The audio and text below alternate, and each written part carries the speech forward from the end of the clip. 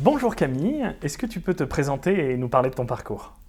Bonjour, oui, alors du coup j'ai un parcours en sciences du sport. J'ai fait une licence STAPS option gymnastique. Donc la gymnastique était mon sport de prédilection.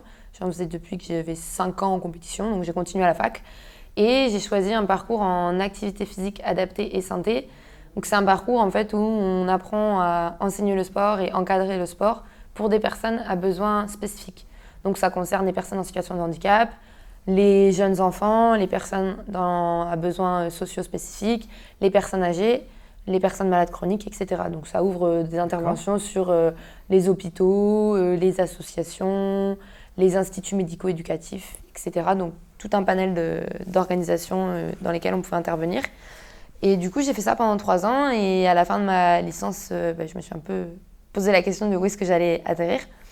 J'avais pour projet initial de continuer dans ce secteur-là, donc dans le sport et la santé, et de partir sur un master européen à l'étranger. Et en fait, il y a eu pas mal de rebondissements. Finalement, je suis partie sur l'université de Lyon, toujours dans le secteur activité physique adaptée et santé. Mais j'ai fait le choix de prendre une option recherche. Parce que je commençais à me dire que finalement, le terrain, c'était sympa, mais c'est pas ce qui m'éclatait le plus. Et que j'avais envie d'aller chercher un peu plus loin, essayer de remonter un peu plus à la source de pourquoi on fait telle ou telle chose sur le terrain. Et du coup, je me suis dit que j'allais essayer de faire un stage recherche et voir ce que ça donnerait. Donc j'ai fait un stage recherche dans le laboratoire interuniversitaire de biologie de la motricité de l'université STAPS de Lyon. Donc c'est le laboratoire sciences du mouvement. Et j'ai intégré l'équipe de neurosciences de ce laboratoire. Et donc j'ai fait un stage où je me suis intéressée aux effets de la stimulation cérébrale électrique et de la pratique mentale sur l'apprentissage moteur chez des personnes jeunes et des personnes âgées. Donc j'ai prolongé le stage pendant 2 ans. Oui. En M2, j'ai intégré un master recherche STAPS. Donc je me suis plutôt orientée sur toute la construction de mon projet de recherche. Et à la fin de ce master, il s'est posé la question de est-ce que je continue en thèse ou pas. Donc j'avais possibilité d'envisager de rester sur Lyon pour faire une thèse. Moi, j'avais plutôt envie de basculer sur un projet plus clinique. Donc je me suis un peu renseignée sur les laboratoires et les universités dans lesquelles je pourrais réaliser ce projet. Et j'ai recontacté l'université de Montpellier dans laquelle j'avais fait ma licence.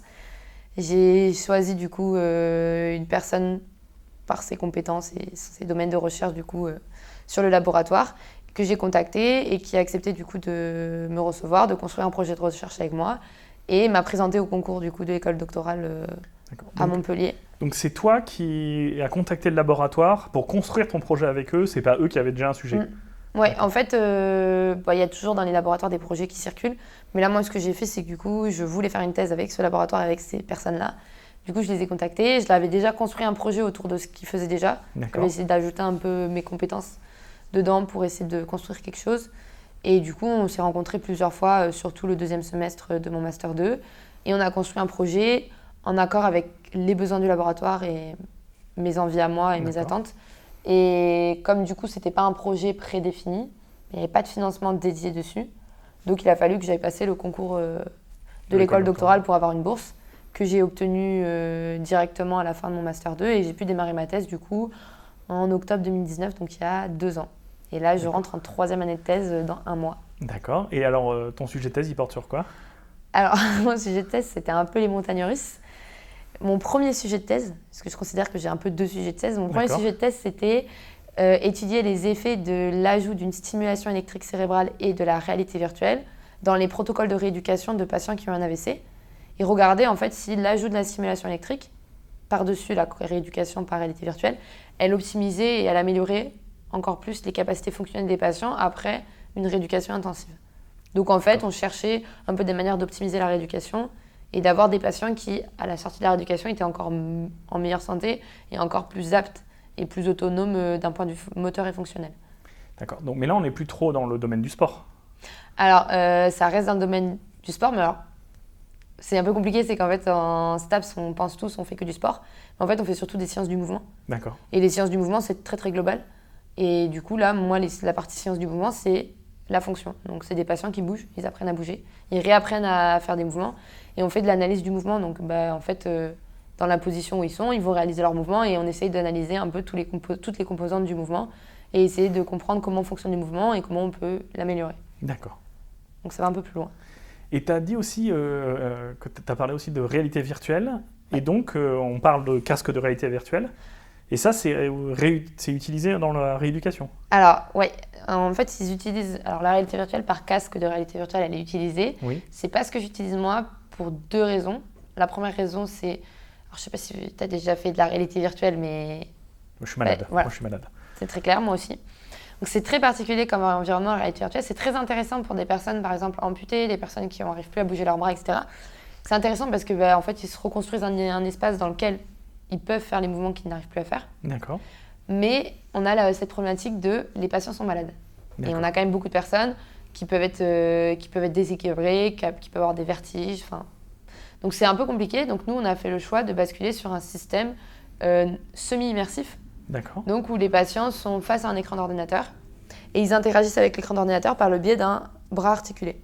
D'accord. Donc nous, les patients AVC, c'est des personnes qui ont des difficultés à utiliser leurs bras lésés dans la vie de tous les jours. Donc en fait, on allège le bras sur un exosquelette, il pose le bras dessus. D'accord. Et le bras donc est allégé. Ensuite, c'est le patient qui accompagne et qui fait le mouvement. Et du coup, il interagit directement en temps réel avec l'ordinateur qui renvoie des feedbacks en continu sur les performances et l'amélioration des performances. Après...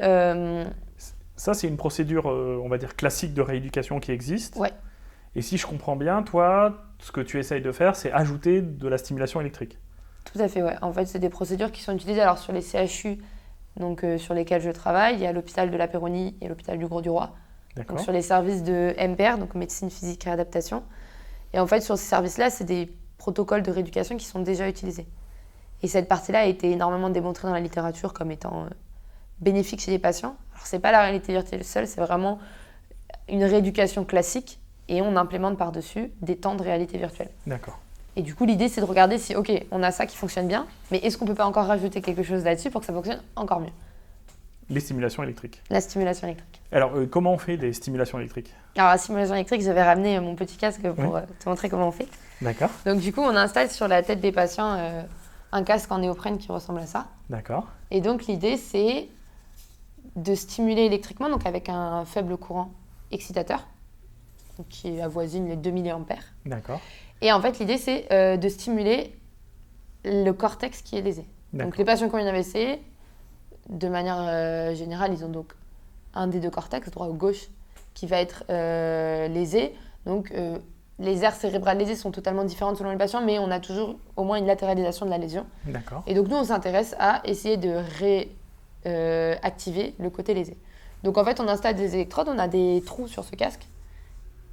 Et ces trous, on sait à peu près à quoi ils correspondent au niveau des cortex. Donc, par exemple, nous, on cherche à stimuler les aires motrices. Donc, les aires motrices, elles se situent sur nos têtes là et là. D'accord. Et donc, on a les repères au niveau de notre casque qui sont là et là. Et on sait que si on stimule autour de cette aire-là, on va stimuler du coup l'aire motrice. Et du coup, c'est l'aire qui est activée pendant le mouvement. Et donc, c'est ces aires-là qu'on cible. Et on cible toujours le côté lésé parce qu'on essaye d'augmenter l'activation et le potentiel d'activation de cette aire-là. D'accord. Pour mon petit casque. Très bien. Et donc, tu disais que dans ta thèse, il y avait 2 parties. Ça, c'est la première. Ouais. Alors, la seconde, c'est quoi ? Alors, cette partie-là, c'est la partie très clinique de mon projet que j'ai un peu mis de côté pour les raisons évidentes de contexte sanitaire qui ont fait que j'ai pris énormément de retard. Je pense que j'ai pris à peu près 1 an et demi de retard sur toute cette partie-là et on a un peu réagi tardivement, mais on a réagi. On a dit, OK, le projet clinique de côté, il ne sera jamais fini dans les temps. Et donc, on bascule sur un projet beaucoup plus fondamental. Donc, mon projet fondamental, c'est d'essayer d'étudier les activations cérébrales à l'aide de différentes méthodes de neuroimagerie dans des mouvements fonctionnels. Les mouvements fonctionnels qu'on utilise en rééducation AVC, donc c'est les mouvements qu'on fait chez des patients pour regarder s'ils arrivent bien à bouger. Et nous, on cherche à comprendre déjà dans un premier temps comment, quand on fait bien ce mouvement, de manière, on va dire, performante, donc chez des personnes en bonne santé, comment le cerveau il s'active. D'accord. Quel est le lien entre le cerveau et le mouvement sur ces mouvements fonctionnels-là. Et ça, je cherche à le comprendre dans un premier temps chez des sujets jeunes, le comparer à des sujets âgés qui ont juste suivi ce qu'on appelle le vieillissement physiologique, donc un vieillissement normal. D'accord. Donc déjà essayer de comprendre comment ça marche et ensuite avec notre population AVC qui est effectivement plus âgée que la population jeune, essayer de mettre en lien ces données-là avec les données des patients AVC. Et l'idée c'est est-ce que déjà on a une tendance donc avec le vieillissement, on a une tendance à une évolution de ces activations. Et ensuite, quel est l'effet de la lésion cérébrale sur ces activations-là? D'accord. Pour pouvoir potentiellement intégrer ces méthodes d'analyse de l'activité cérébrale dans les protocoles de rééducation, puisque peut-être que la rééducation, par exemple par stimulation électrique, va permettre une évolution des activations. Peut-être qu'on va avoir un changement de côté de l'activation, ça va peut-être s'activer plutôt à droite, plutôt à gauche. Peut-être qu'on va avoir une augmentation de l'activation. D'accord. Peut-être que le cerveau va plus s'activer. On essaye de comprendre un peu tous ces processus-là pendant la rééducation, et donc on est plutôt sur la partie en amont, où on construit un peu la base de données et la compréhension de le cerveau pendant ces tâches-là, qu'est-ce qui se passe. Très bien. Mais je comprends que l'aspect clinique a été beaucoup entravé par le Covid, avec la fermeture des hôpitaux, et voilà. Mais dans la seconde partie, tu as quand même besoin de patients sur qui mesurer ça. Donc, est-ce que vous avez travaillé sur vous-même ou comment vous avez fait? Alors du coup, pour la partie actuelle sur laquelle je travaille, donc les sujets jeunes et sains, c'était très facile, hein. On est sur le campus de l'université, donc Oui. recruter, c'est très facile. Là, je suis en train de recruter des personnes âgées en bonne santé. Ça devient plus compliqué, parce qu'il faut les trouver. Mine de rien, ça ne tombe pas des arbres.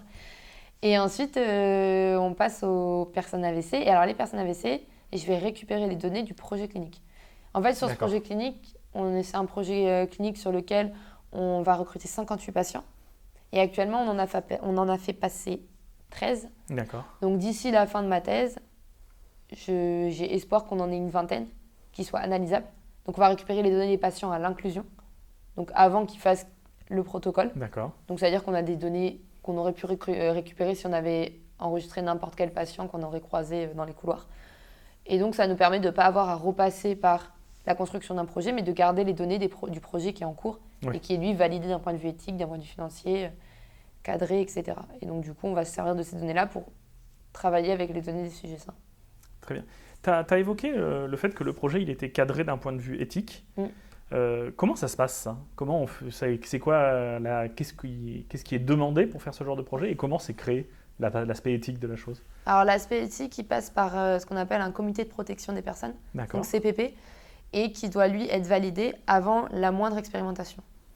Donc en fait, les différentes étapes d'un gros projet clinique comme ça, c'est parce que là je suis sur un projet qu'on appelle PHRIP, donc c'est un type de financement qui est financé par le ministère de la Santé. D'accord. Et en fait, c'est un gros projet, je crois qu'il y a 500 000 € et quelques. Bon, ça reste un énorme projet. Et en fait, du coup, d'abord, on a une demande de financement, donc on répond à un appel à projet, on dépose le projet, développer le protocole, etc.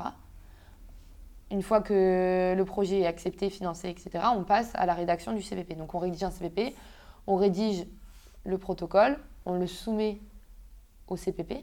D'accord. Et c'est un comité éthique qui va valider si oui ou non, d'un point de vue éthique, donc d'un point de vue protection des personnes, d'un point de vue protection des données sur les personnes, puisqu'on travaille dans les hôpitaux, et dans les hôpitaux, c'est assez compliqué sur l'anonymat des données, le partage de données, etc. Tout est assez sécurisé. Donc en fait, il va vérifier toutes les petites étapes importantes, il y a une liste d'étapes à suivre, et ça va être vérifié par un comité qui, lui, va donner son aval ou non. Il peut avoir, c'est un peu le même principe que sur les articles, hein, il peut te dire non, il peut te dire oui sous réserve de telle ou telle modification, et il peut te dire tout simplement oui. Une fois que ça c'est fait, on peut commencer les expérimentations. Et pour vérifier que tout ça est bien en route, typiquement on fait signer à chaque patient un consentement, il a une lettre d'information éclairée qu'il doit lire, donc bien connaître le détail de ce qui va se passer, signer un consentement qui est signé lui ensuite par le médecin. D'accord.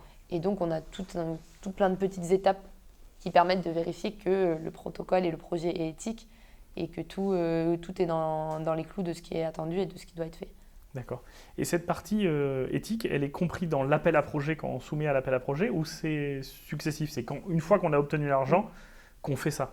C'est en 2 temps. D'abord, on fait les demandes de financement. D'accord. Une fois qu'on a les financements, on passe au CPP. D'accord. Et ça marche à peu près pareil dans les laboratoires. Il y a certains laboratoires qui ont des comités éthiques. Moi, le laboratoire dans lequel je suis, qui est le laboratoire Euromove Digital Health in Motion, donc à l'université STAPS de Montpellier. D'accord. Du coup, nous, sur ce laboratoire-là, on a un comité éthique interne au laboratoire. Alors, il n'est pas qualifié sur certaines choses, c'est-à-dire qu'on a une limite sur ce qu'on peut faire avec ce comité éthique, mais sur tout ce qui est sur personnes en bonne santé, la plupart des expérimentations peuvent passer par ce comité éthique. D'accord. Par contre, tout ce qui va toucher les patients, on bascule sur un comité de protection des personnes, donc un CPP, à l'hôpital. D'accord. Donc, pour les choses, on va dire, un peu anodines, vous pouvez le faire avec votre comité interne. Et sinon, c'est un comité externe de Ouais. l'hôpital. Tu fais beaucoup donc, de recherches liées à la médecine, donc avec des médecins. Toi, tu n'as pas une formation de médecin, et je suppose que dans ton laboratoire, il y a d'autres gens avec le même profil. Comment on gère les interactions justement entre les médecins et les chercheurs classiques, on va dire? Parce que notamment l'accès aux patients, le soin aux patients, des choses comme ça. Comment c'est géré en fait? Est-ce qu'il y a systématiquement des médecins qui travaillent avec vous? Voilà, est-ce que tu peux m'en dire plus? Alors déjà, faut savoir que je suis dans un laboratoire où il y a énormément de praticiens hospitaliers qui travaillent avec nous. Entre autres, ma directrice de thèse est PUPH, donc elle est chef de service en MPR à l'hôpital de la Péronie. D'accord. Donc on a énormément de personnes qui ont une thèse en sciences et une thèse en médecine qui bossent dans le laboratoire. Donc déjà, on est rattaché tous à la même entité d'un point de vue laboratoire. Et une fois arrivé sur le terrain, ensuite, il y a des accords entre le CHU, les laboratoires. Moi, par exemple, le protocole sur lequel je travaille, c'est un protocole signé par le CHU, mais en collaboration avec le laboratoire dans lequel je suis. Donc, je suis dirigée et déplacée par le laboratoire sur un protocole du CHU. Et on a tous une certaine... d'un point de vue réglementaire, en fait, on est encadré par ce qu'on pourrait appeler du coup ces CPP, ces comités éthiques, dans lesquels il est bien signifié que le laboratoire et le CHU travaillent ensemble. Et c'est comme ça qu'on a l'accès aux patients. Après, c'est toujours compliqué, effectivement, quand on n'est pas du tout du milieu hospitalier. Donc, dans mon cas, par exemple, les patients, je les récupère parce que je travaille avec une clinicienne qui est kinésithérapeute, qui, elle, du coup, connaît les patients, recrute les patients, etc. Mais moi, pour le coup, en tant que personne, je ne suis pas du tout dans la communication avec les patients. Après, voilà, créer son réseau à l'hôpital, c'est toujours plus compliqué quand on n'est pas hospitalier directement à proprement parler. Mais bon, moi, dans la mesure où j'ai un encadrement, une directrice de thèse qui est la chef du service dans lequel je travaille, ça reste relativement abordable. Tu as aussi évoqué tout à l'heure la pandémie et comment ça avait impacté ton travail et que ça t'avait mis en retard. Est-ce que tu peux m'en dire plus? Parce que je suppose que l'hôpital a fermé, donc comment ça s'est passé pour toi? Ça allait assez vite. J'ai démarré ma thèse en octobre et en mars, l'hôpital était fermé. Ouais. Donc j'ai eu à peu près le temps de commencer ma revue de littérature et de me faire mettre à la porte de l'hôpital. Non, en fait, ce qui a été un peu complexe, c'est que moi, je suis dans un service de soins de suite et réadaptation. Oui. Donc, c'est des services qui ne sont pas du tout prioritaires parce qu'on a des patients qui, au final, sont en relativement, ce que je pourrais qualifier de relativement autonomes, bonne santé, puisqu'ils sont déjà chez eux et autonomes, et ils reviennent dans les services pour des soins de rééducation. D'accord. Et donc, en fait, c'est les premiers lits qui ont été libérés et les premières chambres qui ont fermé, c'est sur ce type de secteur-là. Donc, tout le plateau technique où il y avait les kinés, les ergos avec lesquels je travaillais, quasiment tout a fermé. D'accord. Tout le monde a été réquisitionné à droite à gauche. Et du coup, en fait, on a totalement annulé toutes les expérimentations. Moi, le projet sur lequel je travaille, c'est qu'on inclut des patients qui sont là pendant 3 semaines, parce qu'ils ont une rééducation intensive. Donc, pas de lit, pas de patients. Et pas de patients, pas de projet. Oui, d'accord. Et donc, du coup, en mars, je me suis retrouvée avec ce projet à l'arrêt. Je n'avais pas commencé les inclusions. Donc, j'avais encore devant moi 58 patients à recruter et 0 à mon compteur. Et donc, du coup, c'est à ce moment-là qu'on a attendu la fin du confinement et on a décidé à peu près au mois de juin. D'accord. Donc, avant la fin de la première année, de rajouter une expérience à ce projet pour que je puisse la faire en parallèle. Oui. Un plan B. Un plan B, ouais. Plan B qui se transforme en plan A. Très A. D'accord. Et est-ce que tu as pu avoir accès à une prolongation de ta thèse ou des choses comme ça? Parce que le gouvernement a pas mal communiqué sur le fait qu'ils allaient prolonger les thèses de plusieurs mois, tout ça. Tu as pu avoir accès à ce genre de choses ou pas? J'y aurais pu y avoir accès, mais j'en ai pas fait la demande. D'accord. J'en ai pas fait la demande parce que avec mes directeurs de thèse, on s'est mis d'accord et on a dit que j'arriverais à finir ma thèse dans les 3 ans. D'accord. Sans ces prolongations-là.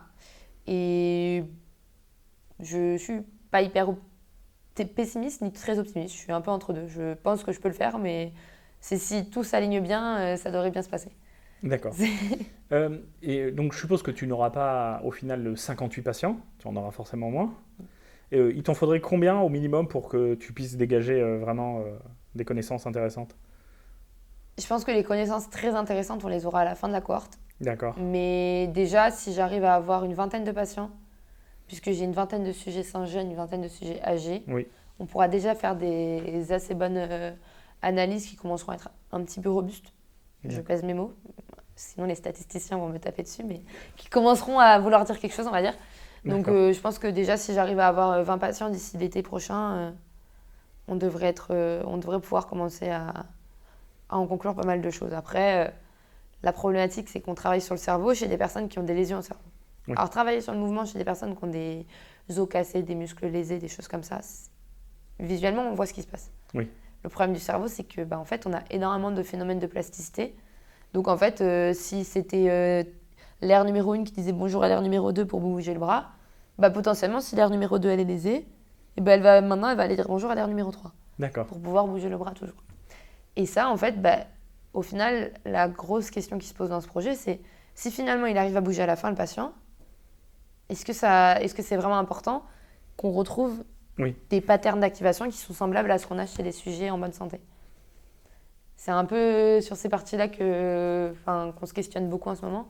Savoir un petit peu au final, qu'est-ce que ça va vraiment nous apporter.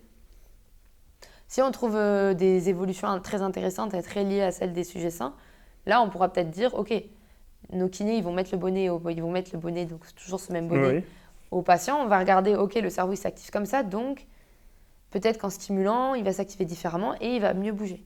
D'accord. Et s'il bouge mieux alors qu'il a créé lui-même ses propres connexions, ça peut potentiellement fonctionner sans qu'on ait besoin d'y implémenter des techniques. C'est un peu toutes ces questions-là qui tournent autour de ce projet. Est-ce que ce serait possible que différentes façons de rééduquer, c'est-à-dire les mouvements répétitifs, faire pas celui-là mais faire celui-là, puissent influer sur la plasticité du cerveau et ce genre de choses? Ça se fait aussi dans ce sens-là? Ouais. En fait, on a deux types de méthodes. Il y a des méthodes que tu vas appeler top-down, donc d'en haut en bas. Je pense que tout le monde parle anglais, mais bon, c'est pas grave. Ouais. Donc en haut en bas, c'est exactement ce qu'on fait. On stimule le cerveau, parce qu'on considère que le cerveau, il commande le mouvement. Oui. Donc si on améliore ce qui se passe là-haut, on crée de la plasticité cérébrale là-haut, donc on crée des nouvelles connexions.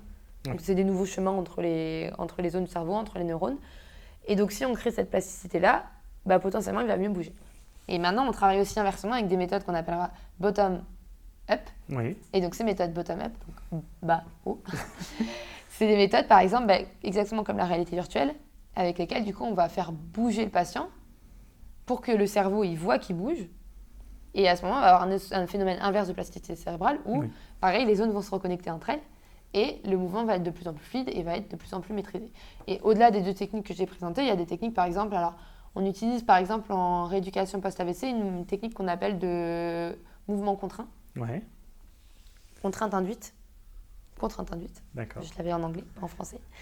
Et par exemple, si vous avez le bras lésé à droite, le réflexe va être pour les personnes de toujours utiliser leur bras gauche. Oui. Et on va attacher le bras gauche et on va les obliger à utiliser le bras droit. D'accord. Donc ils n'ont plus leur bras gauche, ils sont obligés d'utiliser le bras qui est lésé. Et donc là, ils vont être obligés de bouger, obligés de faire les mouvements. C'est ce qu'on fait beaucoup, non, pour les yeux, non?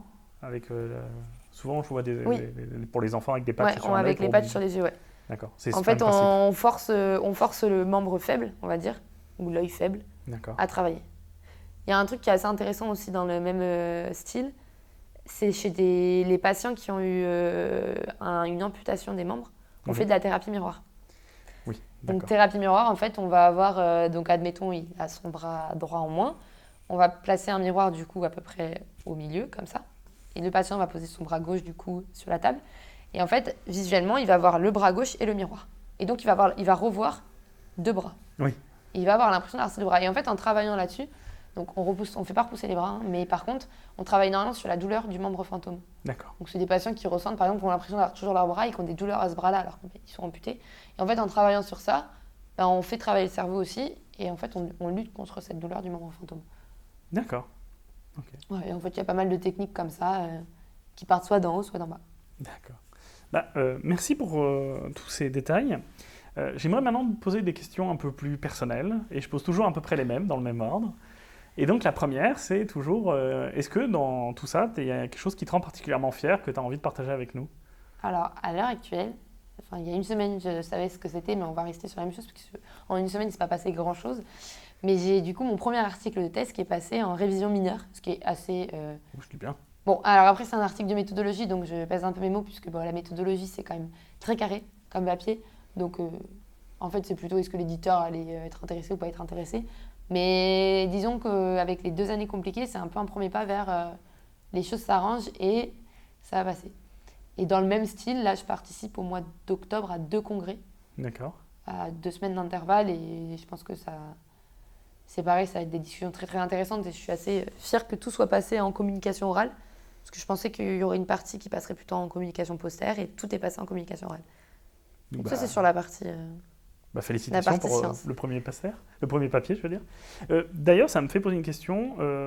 Dans les écoles doctorales dans lesquelles je fréquente, le critère pour avoir droit de soutenir, c'est d'avoir un papier accepté. Est-ce que dans ton domaine à toi, c'est un peu les mêmes critères ou pas ? Non, mon domaine à moi est beaucoup plus élitiste. C'est vrai ? Il faut avoir 2 papiers en premier auteur. 2 papiers en premier acceptés. auteur. Alors, un accepté, un qui soit dans un processus d'acceptation. S'il est en révision, oui. C'est OK. Et l'impact factor moyen des journaux de médecine, parce que j'ai en tête que les journaux médicaux ont des impact factors extrêmement élevés. C'est le cas ou pas ? Ça dépend lesquels. En fait, ça dépend lesquels et ça dépend aussi ce que vous faites. Parce que moi, je ne fais pas de la médecine pure, il faut faire attention. Je suis vraiment sur de la recherche clinique, mais qui s'avoisine encore beaucoup à la science du mouvement. On est sur des neurosciences comportementales, donc je ne vais pas faire la guerre aux neurologues. Mais voilà, on est sur des aspects beaucoup plus fonctionnels, mouvements, etc. Et c'est pas ce qui cote le plus en médecine.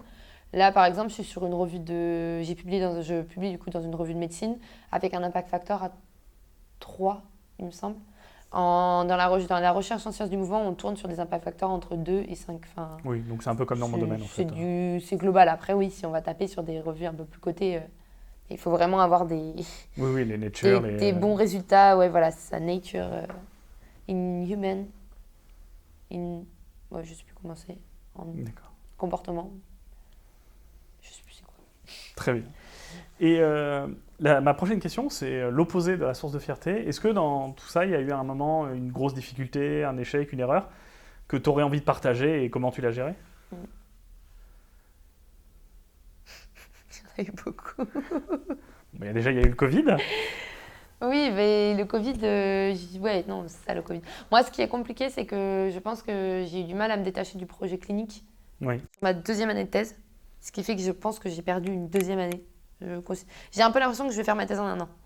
Alors, j'ai appris plein de choses en 2 ans. Je n'ai pas passé 2 ans à me tourner les pouces, ni 2 ans à faire des choses pour rien. Il s'est passé plein de choses. Je suis montée en compétence sur plein de choses. Mais je pense sérieusement que j'ai perdu quasiment 2 ans parce que malgré le fait que mon encadrement de thèse m'ait dit stop le projet clinique, on bascule sur autre chose, on n'a pas vraiment dit stop. Oui. Et du coup, j'ai été sollicitée énormément sur ce projet clinique, ce qui était très intéressant, mais ce qui du coup fait que j'ai pris beaucoup de retard sur ma thèse. Et peut-être que j'aurais fait les choses différemment et je me suis rendu compte plus tôt des choses avant de perdre autant de temps. Tu as eu du mal à faire le deuil du premier sujet. En fait, au-delà du deuil, c'est qu'on est engagé sur un projet avec des personnes qui comptent sur nous. Et c'est très compliqué de s'en détacher en fait. Et pourtant, on est doctorant, on n'est pas là longtemps. On est là 4 ans dans le laboratoire si on reste un peu plus. Mais au final, il faut aussi mettre les priorités sur notre thèse et ce n'est pas nécessairement ce que j'ai fait. Et pour revenir à un truc un peu plus positif, est-ce qu'il y a quelque chose que tu vois venir dans le futur, dans ton domaine de recherche, qui t'enthousiasme particulièrement ? Dans ma vie ou dans le domaine de... Non, enfin dans ma vie de recherche. Ou dans ta vie aussi, si tu veux. Ou dans le domaine de... Alors, dans ta vie de chercheur, ou même dans ta vie personnelle. Oui, non, mais je vais... Un truc que là, tu te dis, ah là là, ça c'est top. Le seul truc qui me vient en tête, c'est le congrès à Lisbonne en juillet prochain. Ah bah, c'est bien. Donc, c'est un congrès de médecine. Ouais. Médecine, physique, réadaptation, mais un congrès à échelle internationale. C'est l'équivalent de ce que je vais faire en octobre, mais qui était à l'échelle française, et là, c'est à l'échelle internationale. Donc ça, déjà, je pense que ça va être super intéressant. Après, je pense qu'effectivement, les congrès qui arrivent... Moi, j'ai besoin de discuter avec les gens autour de moi pour voir un peu ce qu'ils font, essayer de comprendre ce qu'ils font, essayer d'avoir du retour sur mon travail. Après, en termes d'avancée scientifique, je pense que déjà, j'avoue avoir quand même sacrément hâte de voir un peu ce que ça va donner, tout ce que je bricole avec mes EEG et mes autres méthodes d'analyse de l'activité cérébrale, voir un peu si, en fait, la rééducation, elle fait évoluer ou pas ça, et dans quel sens elle le fait évoluer tout ce qui se passe au niveau du cerveau. Parce que je me dis qu'effectivement, si on trouve quelque chose d'intéressant à ce niveau-là, On pourrait envisager de développer des outils très très faciles à utiliser pour les physiothérapeutes, les kinés, pardon. Et je travaille avec un chercheur australien et je passe mon temps à parler anglais. Donc j'ai énormément de mal à rebasculer en français. Avec les kinésithérapeutes, je vais y arriver, et qui pourraient potentiellement l'installer eux-mêmes et avoir un espèce de retour visuel qui dirait « Ok, c'est comme ça, c'est là qu'il faut travailler, c'est là qu'il faut stimuler. » Par exemple, « Ok, cette zone, elle est lésée. » On changerait peut-être la zone de stimulation électrique. D'accord. Je pense que là-dessus, il y a des choses super intéressantes qui arrivent sur les développements de toutes ces méthodes de neuroimagerie plus faciles à utiliser que des IRM ou des scanners. D'accord. Et je pense que là-dessus, il y a pas mal d'ouverture. Après, à plus long terme, je dirais... cette chose dont j'ai hâte, c'est potentiellement, ça serait de partir en postdoc à l'étranger. D'accord. Ça, je pense à toutes les choses qui arrivent, mais oui. Celle-ci, c'est vraiment... Donc, tu as envie de continuer vraiment dans la recherche? Initialement, je suis rentrée dans la recherche pour y rester et essayer d'avoir un poste de maître de conf à l'université. Ça, c'est complexe, mais à minima, j'aimerais bien que par contre partir en postdoc à l'étranger 1 ou 2 ans, profiter un peu qu'on ait une mobilité assez facile en tant que chercheur et pouvoir facilement trouver des labos qui nous accueillent à droite, à gauche. Donc ça, j'aimerais vraiment essayer d'en profiter pour partir peut-être 1 an, peut-être 2 ans, mais bouger un petit peu avant de me stabiliser quelque part. Oui, puis en général, c'est une expérience très enrichissante, le postdoc. On fait que de la recherche, on découvre un endroit. Oui, c'est ça. C'est aussi le côté, effectivement, d'aller voir une autre équipe et puis d'aller voir aussi à l'international un peu, de monter en compétence aussi sur le caractère international. Très bien. Super. Et maintenant, de façon beaucoup plus large, est-ce que tu as une recommandation culturelle à nous proposer, que ce soit un livre, un film, une série J'en ai plein. Plein. Très bien. Je pense à 2 choses là. Vas-y. Non, alors j'ai vu un truc incroyable il y a une semaine à Paris. C'était l'Atelier des Lumières. Il faut absolument aller faire l'Atelier des Lumières à Paris. C'est quoi l'Atelier des Lumières? Alors l'Atelier des Lumières, c'est de l'art visuel. Je dirais en gros, ils travaillent avec des œuvres d'art, donc avec des artistes. Donc par exemple, là, moi j'avais vu un travail sur Van Gogh, il y avait un travail sur Dali que j'ai vu après. Et en fait, ils animent les œuvres d'art. Ils les reconstruisent, ils les animent. Il y a des parties des œuvres qui sont en mouvement. Et en fait, c'est dans un immense hangar. C'est projeté au sol, c'est projeté sur les murs, c'est projeté au plafond, c'est projeté partout. Il y a de la musique et c'est totalement immersif. C'est assez incroyable. Je crois que c'est la dernière chose que j'ai vue qui était assez incroyable, c'était ça. Et sinon, c'était Dune hier soir au cinéma. Ah, très bien. C'est des choses que j'ai vues récemment. Dune qui est incroyable. Je le recommande aussi, je fais de la pub là comme ça. Moi, il m'est arrivé un drame. Je suis allé voir Dune et le film s'est arrêté 15 minutes avant la fin. Il y a eu une panne de courant et ça n'a pas pu reprendre. Et j'ai pas vu la suite. Donc, je ne spoilerai pas la suite. Après, je connais les romans, donc je connais l'histoire, mais ça fait ah, bon. Oui, c'est incroyable. Je l'ai vu en IMAX hier soir, ouais. Et c'était ouf. Oui, parfait. Alors. Transcendant. Vraiment. Tu connaissais les romans ou pas? Non, j'ai malheureusement pas lu les romans. Et j'avais pas non plus vu la version de David Lynch. J'ai un peu découvert ça assez récemment au final, comme univers, je connaissais pas du tout. Pourtant, je suis très branchée science-fiction, mais au final, pas assez pour avoir... je te conseillerais de lire les livres après avoir vu peut-être le 2e film. Oui, c'est ce que je me suis dit pour pas me spoiler. Pour profiter quand même du film sans me spoiler, mais après, je pense que par contre, je lirai les livres. C'est vrai que d'habitude, je lis d'abord les livres et ensuite, je vois les films.